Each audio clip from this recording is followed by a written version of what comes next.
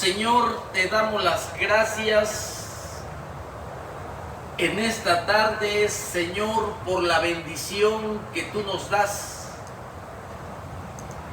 de predicar, de proclamar, de pregonar tu evangelio, Señor, tu palabra, tu Santo Espíritu, Señor, es el que lo hace. Por eso en esta hora, examina, Señor, nuestro corazón y te suplicamos, mi Dios, y nos acercamos a ti con mucha reverencia, reconociendo quién eres, el Dios grande y soberano, el Dios que todo lo puede de acuerdo a su carácter. Señor, gracias. Límpianos, te rogamos, con tu sangre preciosa, Señor, borrando todos nuestros pecados. Y así suplicamos una bendición espiritual. Los misterios de las riquezas de Cristo es lo que necesitamos para fortalecernos. Es lo que necesitamos, Señor, para honrarte. Y también, Señor, para tener una vida de victoria en esta tierra. Mientras estamos en el cuerpo, borra nuestras rebeliones, Señor, y que tu Santo Espíritu nos guíe a exponer tu palabra, Señor. Bendice, Señor, esta palabra de tu Santo Espíritu a los 5 continentes del mundo, Señor. Para ti no hay límite. Para ti, Señor, no hay imposibles. Y todo lo que haces, Señor, es conforme a un propósito que tú tienes. Alcanza a las almas perdidas que solo tú sabes, Señor, dónde se encuentran. Bendice y que el poder de tu evangelio, Señor, el poder de tu sacrificio que se va a predicar y que predicamos constantemente, Señor, ese poder para salvación sea el que convierta el alma, mi Dios, de aquel que no te conoce, de aquel que vive en tinieblas. Asimismo, bendice a tu pueblo, bendice a tu iglesia, bendice a mis hermanos, Señor, que padecen persecución en diferentes partes del mundo. Suple sus necesidades, Señor. Así oramos en el poderoso nombre de nuestro Señor Jesucristo glorificado, que se mueve, que anda en medio de sus candeleros, en medio de su iglesia, continuando su obra, que lo comenzó hace 2000 años, inclusive desde el huerto del Edén o antes de los siglos, ese plan que lo viene desarrollando. Gracias, Señor, muchas gracias. A ti sea la honra y la gloria, Señor. En el nombre de nuestro Señor Jesucristo oramos. Amén y amén. Vamos a dar inicio esta enseñanza tomado del primer libro de Samuel, del capítulo 11. Y le pusimos como tema el ultimátum de Nahash. ¿Qué es? ¿Quién es Nahash? ¿Qué es un ultimátum? porque el tema sí es el ultimátum de Nahash, un rey amonita, Nahash, un rey amonita. Y lo vamos a extraer de este libro primero de Samuel, del capítulo 11. Como bien sabemos, mis hermanos, Israel, el pueblo del Señor, tiene su historia y tiene diferentes periodos históricos en el Antiguo Testamento, desde Génesis hasta Malaquías, en donde nosotros, al contemplar el recorrido de la historia, comenzando desde Génesis capítulo 12, en el periodo de la formación de Israel como nación por medio del padre Abraham, el primer periodo de la historia de Israel, la creación de esta nación a través del padre Abraham, llamado de la civilización de Ur de los Caldeos. La palabra de Dios allí en Génesis capítulo 12 hasta el versículo 50, nosotros encontramos, mis hermanos, la formación de la nación de Israel, en donde el libro de Génesis, conocido como el semillero de las doctrinas, de todas las doctrinas, allí se comienza a tirar las primeras semillas para desarrollar, para crear una nación, apuntando al reino de Dios, al reino universal que se establecerá en este mundo, en el futuro. Así que nosotros podemos observar este plan de Dios, y siempre lo repito y siempre me gusta recordarlo, de que el propósito de las Escrituras y el tema central de la Biblia es el establecimiento del reino de Dios, el reino de los cielos establecido en la tierra, en donde cuyo personaje de las Escrituras y el rey de reyes, personaje central, nuestro Señor Jesucristo. Y en este reino que el Señor comienza a desarrollar en la tierra, hay un resultado de este reino: la salvación de los hombres, la salvación del alma de los hombres, el perdón de nuestros pecados, el regalo que Dios quiere dar a los hombres de humilde corazón, el regalo de la vida eterna. Así vemos nosotros, mis hermanos, que el Señor ya en el libro de Éxodo comienza un segundo periodo, conocido como el periodo de la salida de Israel de la esclavitud en Egipto. Y vuelvo a repetir, entre Génesis capítulo 50 y Éxodo capítulo 1 hay un transcurso de muchos años,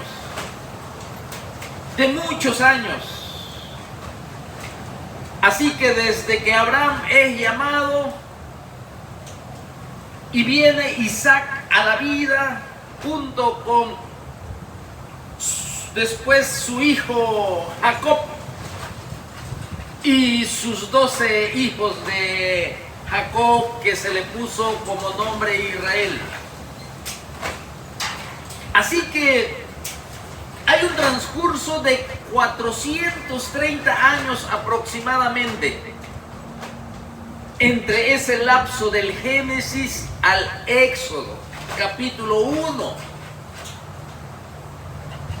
Así que nosotros vemos el nacimiento de Moisés también en Éxodo, y cómo el Señor soberanamente prepara a Moisés para que sea el libertador de este pueblo esclavizado, que gemía, que lloraba, que era tratado con dura servidumbre. Y el Señor de gloria había hecho un pacto con Abraham, que no era sorpresa para nadie, porque el Señor claramente le dijo que iban a estar esclavos en una tierra lejana, en una tierra extraña, por 400 años aproximadamente. Y el Señor siempre manifiesta la historia por adelantado. Lo hizo con Abraham.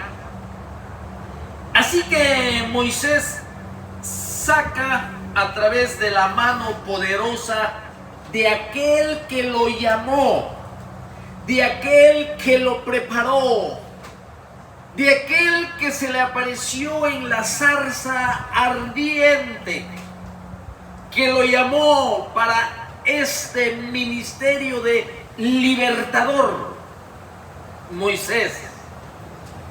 Así que en este segundo periodo de salida, mis hermanos, lo relatan los libros de Éxodo, de Levítico, de Número y de Deuteronomio. Este segundo periodo de la salida. Ese semillero, esa semilla que se sembró, viene germinando, y en el libro de Levítico se establecen las bases o el fundamento de cómo el hombre debe de acercarse a Dios, a su Salvador, a su Redentor. Ustedes saben que hay un pacto mosaico, un pacto sinaítico que Dios hace con esta nación de Israel, y le establece una constitución, les da una ley de 613 mandamientos. Así que en Éxodo, Levítico, Números y Deuteronomio, mis hermanos, y mayormente el libro de Números nos relata o nos narra los 40 años que Israel anduvo peregrinando en el desierto. Cuando llegamos a Deuteronomio, Moisés le da un repaso de la ley a esa nueva generación que estaba por entrar a otro periodo de la historia del pueblo de Israel, conocido como el periodo histórico de la conquista, a cargo de Josué, hijo de Nun, para conquistar, para que reciban la herencia del Redentor, la tierra de Canaán, donde fluye leche y miel. Y así, mis hermanos, continúa pasando el tiempo, y el Señor soberanamente en cada libro, Él es el soberano, Él es el que controla las cosas sobre su pueblo, Él es el que va desarrollando su plan progresivamente, Él es el que inviste a sus líderes. Su Espíritu Santo viene específicamente sobre personas para darles autoridad, para darles sabiduría, para darles poder y dirección, para guiar y para liderar a un pueblo muy grande. Así que en este tercer periodo de la conquista, mis hermanos, poseen la tierra prometida. Y yo quiero llegar hasta primer libro de Samuel, donde voy a desarrollar mi historia, pero yo quiero traerlos un poquito a la remembranza de la historia de Israel, para que podamos ubicarnos, para que podamos pararnos, regresar al pasado histórico y desde ahí contemplar a nuestro alrededor de una forma rápida cómo el Señor viene desarrollando su plan. Nosotros sabemos que Josué y los ancianos que conquistaron la tierra, tales como Caleb y demás príncipes de las tribus, cuando ellos murieron, quedaron sus hijos. Y Israel se queda sin líder, porque Josué muere y mueren los ancianos. Y se queda sin líder. No tiene rey, no tiene líder, no tiene nadie. Así que el Señor va a gobernar directamente sobre su pueblo. Pero ese pacto sigue vigente, el pacto mosaico, un pacto con condición, un pacto de obediencia y de bendición, y un pacto donde también el Señor advierte que si hay desobediencia serán pagadores de todas las consecuencias que estaban escritas allí. Y comienza otro periodo histórico conocido como el periodo histórico de los jueces. Allí transcurren aproximadamente 350 años de tiempo de los jueces, cuando muere Josué.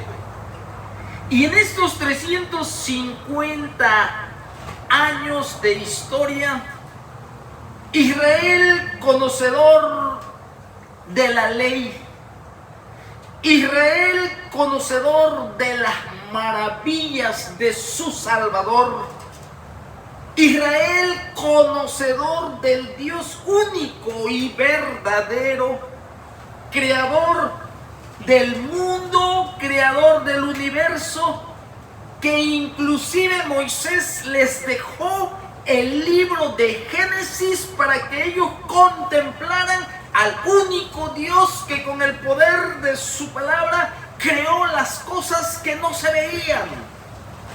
El creador de ángeles, de la naturaleza, de la familia, de las naciones, de las lenguas que encontramos en Génesis. Eso lo tenía Israel en sus manos. O sea, Israel conocía la verdad. Mientras que a su alrededor las naciones eran politeístas. La palabra poli significa mucho y teístas, dioses. Ellos tenían muchos dioses. Así que Israel es el único quien conoce la verdad. Es el único quien conoce al Dios vivo.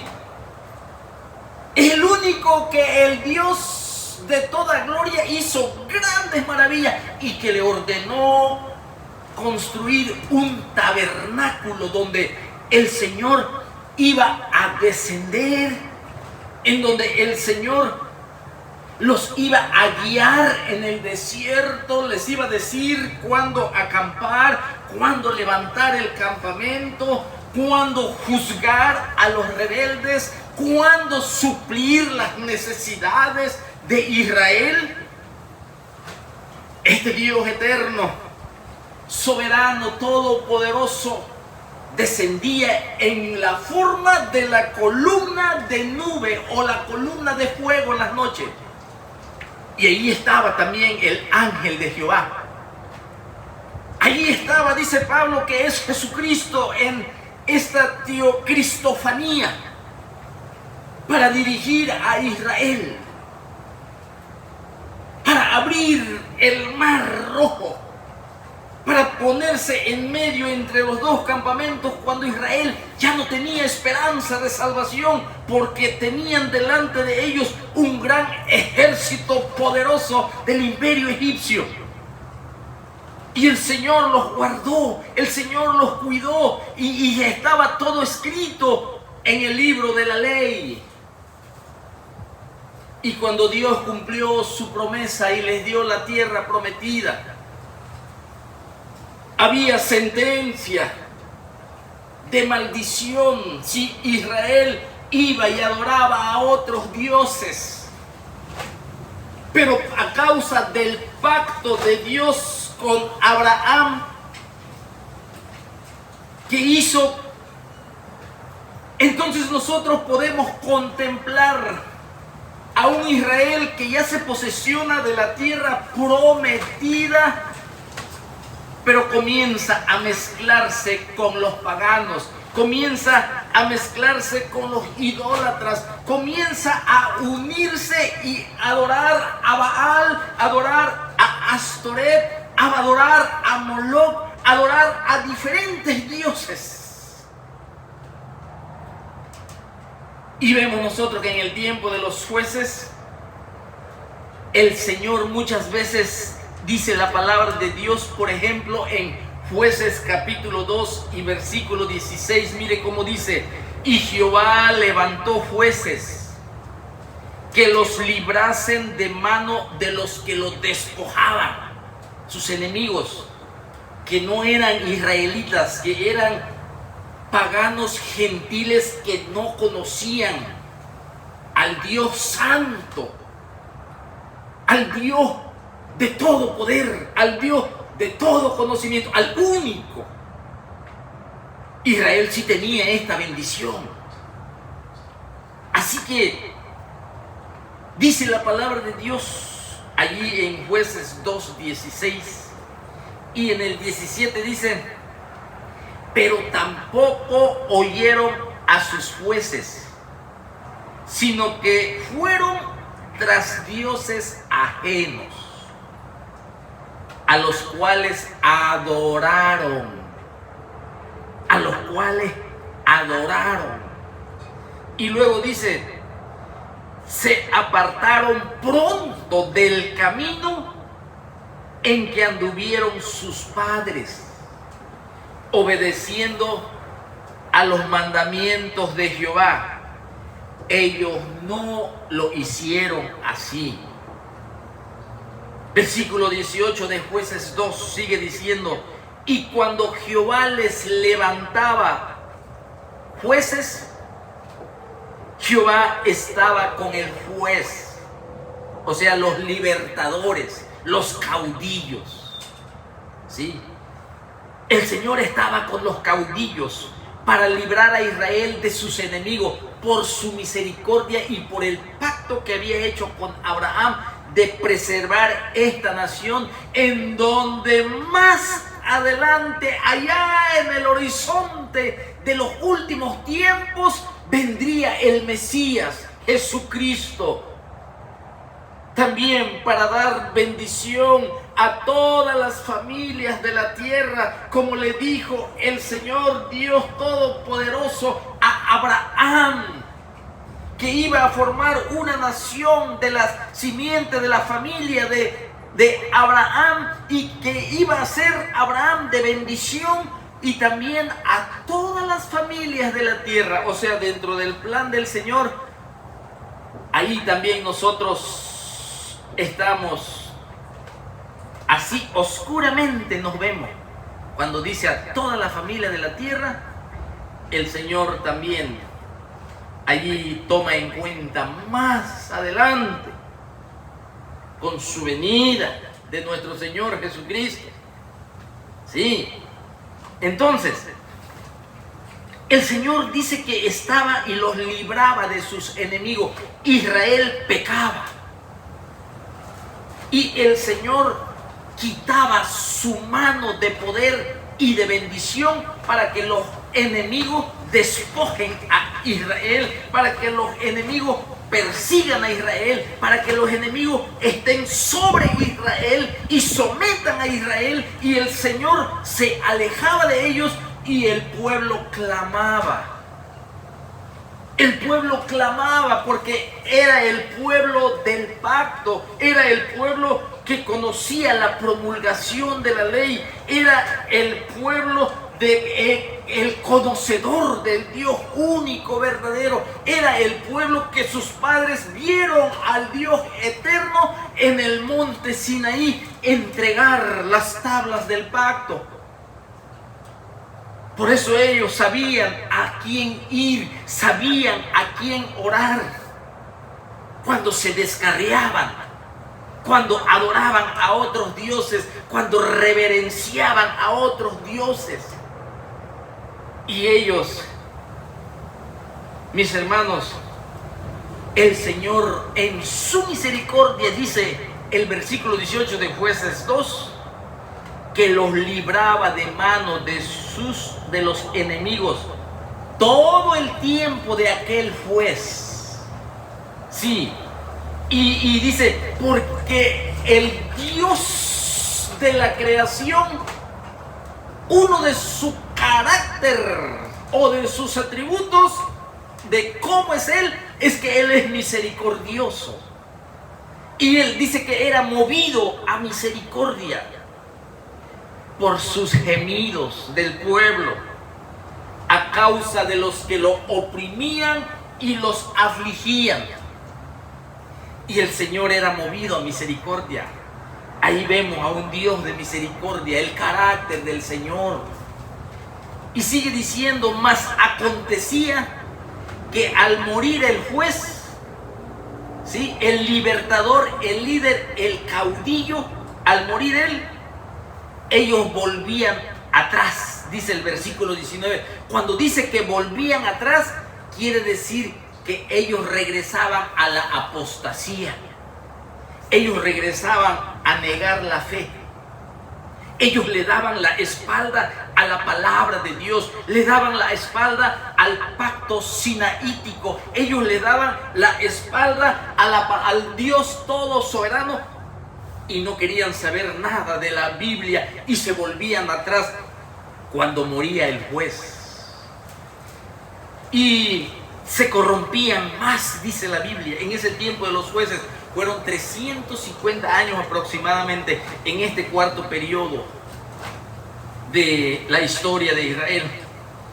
Porque nosotros vamos a llegar ahorita a un periodo de la historia de Israel cuando está la transición de este periodo del tiempo de los jueces al tiempo de los reyes.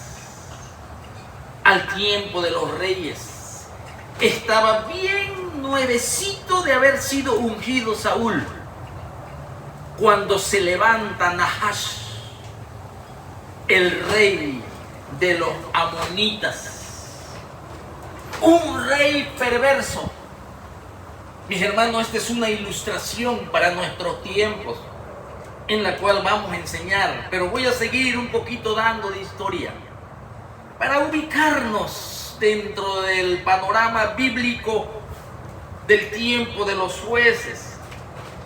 Y ellos dicen que no se apartaban cuando apostataban, no se apartaban de sus obras ni de su obstinado camino, o sea, eran necios y tercos ante la palabra del Señor, irreverentes.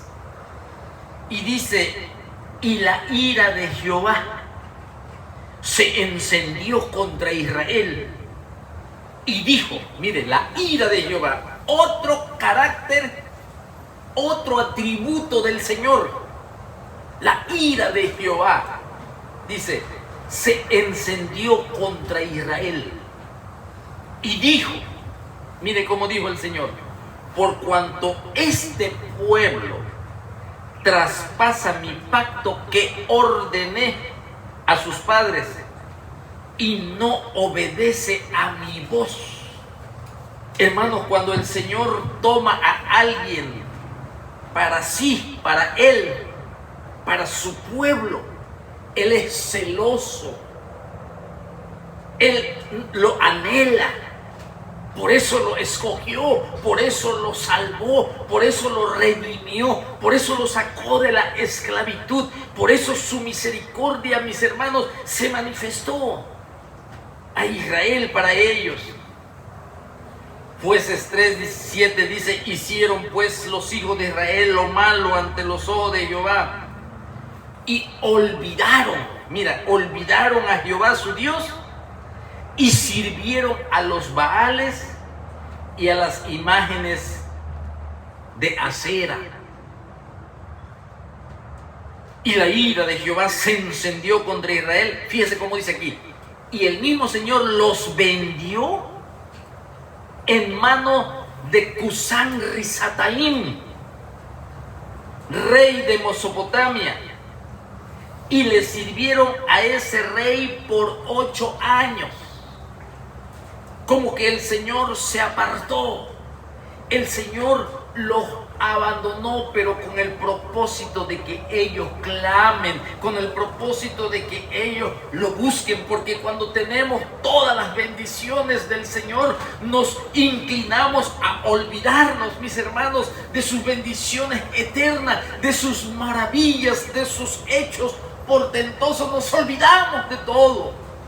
Israel así le pasaba. Entonces el Señor, para traerlos a Él, los dejaba por un momento y venían estos reyes, como el rey de Mesopotamia, que se llamaba Cusán Risataim, este rey, y por 8 años los hostigó, por 8 años los desoló, por 8 años los afligió, por 8 años los pisoteó al pueblo de Dios, Israel. Y el Señor, cuando ellos clamaban, mis hermanos, cuando sus corazones de los israelitas se volvían al Señor, el Señor oía, era movido a misericordia y levantaba a los jueces. En este caso, el primer juez en este periodo de los jueces fue Otoniel. Otoniel era el hermano menor de Caleb. Y el Espíritu de Dios venía sobre Otoniel. Y Otoniel era el líder, era el libertador, era el juez que Dios lo usaba para librarlo de sus enemigos. El hijo de Cenaz. Y los libraba en las batallas, en las guerras. Y con Otoniel, Israel reposó 40 años.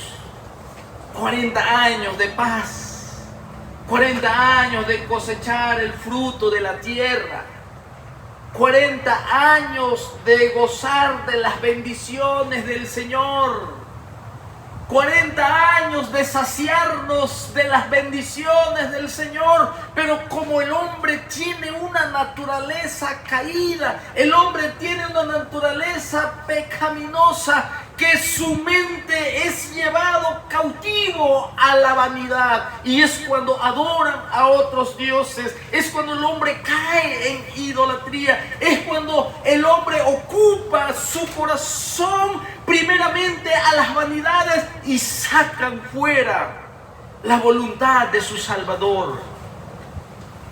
Así Israel 40 años gozó de bendiciones, pero ellos hacían lo malo. Ellos hacían lo malo. Y después clamaban. Y el Señor era movido a misericordia y envía a Otoniel y les da libertad. Y los enemigos son echados fuera. Porque el Señor así es. Nunca abandona a su pueblo. Pero cuando muere el juez, Israel vuelve otra vez a lo mismo. Era un círculo vicioso. Sí, tenían bendición en el tiempo de los jueces. Por mucho tiempo, en este caso 40 años, y se olvidaban de las maravillas de su Dios. teniendo en sus manos una abundante información de la palabra de Dios, como el Señor juzgó los dioses en Egipto. Cuántas maravillas que nunca el hombre había visto. Cuando las aguas del río Nilo se convirtieron en sangre, ellos, sus ancestros, lo vivieron y lo tenían escrito. Y se lo leían a sus hijos. Y se aprendían de memoria la ley de Moisés. Ellos tenían en sus manos cómo en 40 años no se gastaron sus calzados ni sus vestimentas.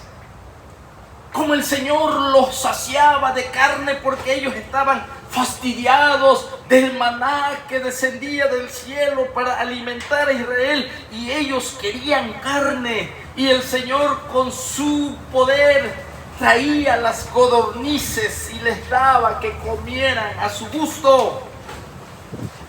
Los reyes que se oponían en el camino, como Amalek, como Balac, como todos los reyes en ese tiempo, el Señor siempre les dio la victoria. O sea, estaban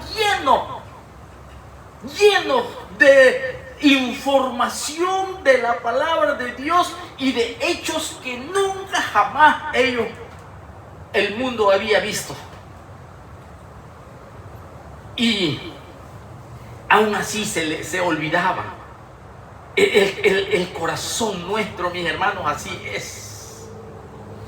El corazón nuestro así es, inclinado a la vanidad. Solo buscamos al Señor cuando tenemos problemas. Sí, pero cuando tenemos de todo, cuando hay bonanza, nos olvidamos. Y a veces nos volvemos atrás. No nos ocupamos, no estamos activos en la oración, no estamos activos en la lectura de la palabra de Dios, no estamos activos en el evangelismo, no estamos activos en la obra misionera, no estamos activos, mis hermanos, en la meditación de la palabra de Dios, no estamos activos por el resultado del evangelio, de practicar las buenas obras como el resultado de mi salvación. No estamos activos, y es allí cuando el enemigo aprovecha. Cuando no estamos activos, el enemigo aprovecha, y es allí cuando nos volvemos atrás, y el enemigo trabaja, y el enemigo asedia.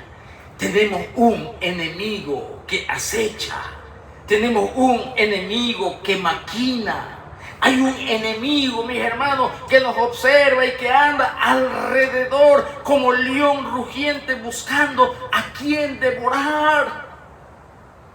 Y cuando nos salimos de allí, de las maravillas del Señor, del sacrificio de Jesucristo, cuando abandonamos nosotros la sombra del Omnipotente, cuando no habitamos al abrigo del Altísimo, mis hermanos, es en donde el león rugiente aprovecha. La serpiente antigua. Aquí Nahash, mis hermanos, ahorita vamos a ver qué era lo que le quería hacer al pueblo de Israel. Nahash significa serpiente. Nahash significa víbora. Es una ilustración. Es una ilustración para nosotros. Y este periodo de los jueces fue un periodo muy difícil. Muy difícil. Israel se descarriaba. Y fíjese cómo dice la Biblia. Allí mismo en los jueces dice que Jehová, el gran yo soy, el Dios eterno, creador, fortalecía a los paganos. En este caso fortaleció al rey de Eglón, al rey de Moab, contra Israel, otra vez por la apostasía. Sí.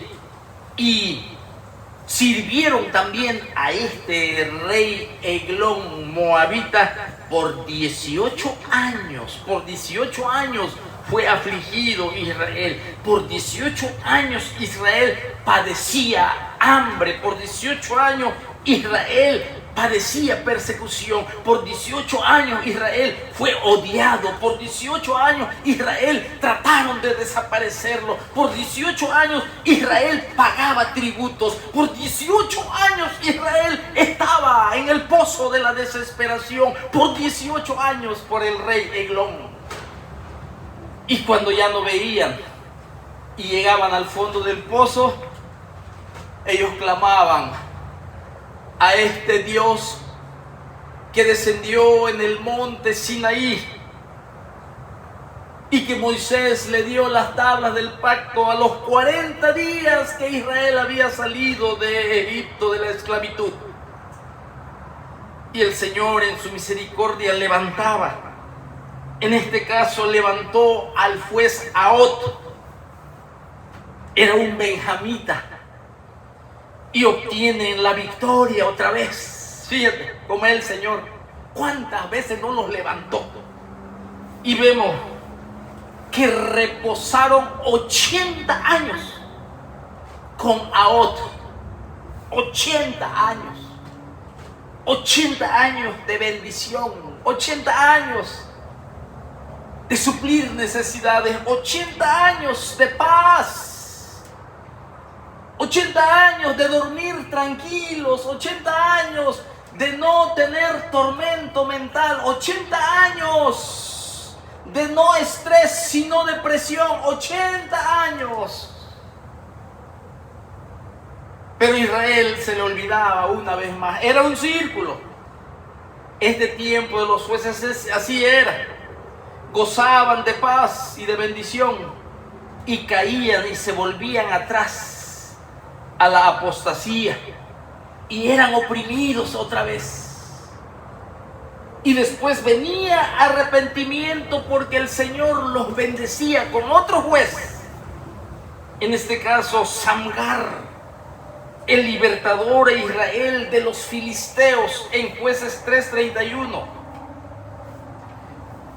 La historia sigue. Ustedes han oído de Débora y de Barak. Cuando Débora y Barak estaban también sufriendo los acosos del rey Jabín cananeo.